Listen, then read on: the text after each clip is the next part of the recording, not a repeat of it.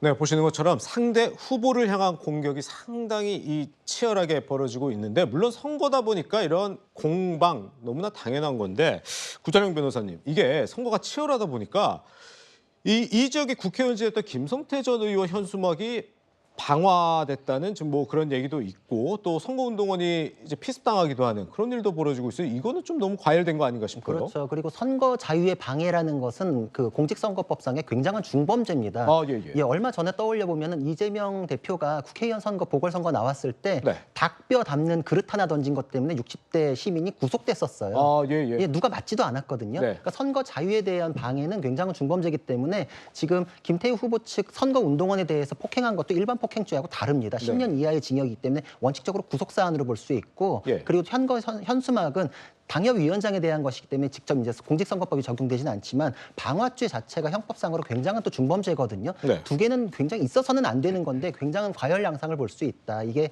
강서구청장 선거가 여러 정치적 의미가 이제 포함이 되다 보니까 이제 이런 일이 벌어지는 것 같은데 첫 번째로는 사실 정권 심판에 대해서 민주당에서 주장을 하지만 또 반대로는 이재명 대표에 대한 심판이라는 또 만만치 않은 반대 의견이 있거든요. 네, 네. 그게 있고 또 지역 일꾼에 대해서 해야 되는데 진교훈이라는 후보가 과연 누구냐, 누군지도 몰랐던 후보가 갑자기 와가지고 지역 일꾼이라고 자처하는 것 자체가 맞지 않지 않느냐. 그리고 또 하나는 보궐선거에 대해서 귀책 사유 얘기하시는데 오거돈 시장이나 박원순 시장 같은 경우에는 현직에 있을 때의 범죄 또는 범죄 혐의로 인해서 보궐선거가 치러졌지만 김태우 시장 같은 경우에는 구청장 같은 경우에는 투표 전에 있었던 그리고 네. 또 공익 제보와 관련된 사건이었기 때문에 정치적으로 법적으로 여러 가지 논란이 있었어요. 그리고 또 여기에 덧붙여가지고 왜 민주당 쪽 인사 송철호 시장이나 이런 분들은 임기 다 채울 동안에 그 아무런 판결이 나오지 않았는데 이분은 속절속결로 보궐선거가 치러지게끔 됐느냐라는 거에 대한 또 다른 또 평가가 있을 수 있는 부분들이 뒤엉켜 있거든요. 그러니까 다 상쇄되고 나서 다시 또 원칙으로 돌아갔을 때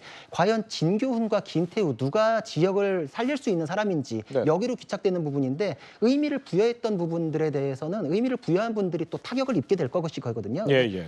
그 강서 구민들의 생각은 제가 보기에는 이런 걸 다 고려하고 있기 때문에 어느 거 하나로 규정하는 것은 그만큼 또 정치적으로 위험 부담이 있을 수 있다고 생각이 됩니다. 그렇군요.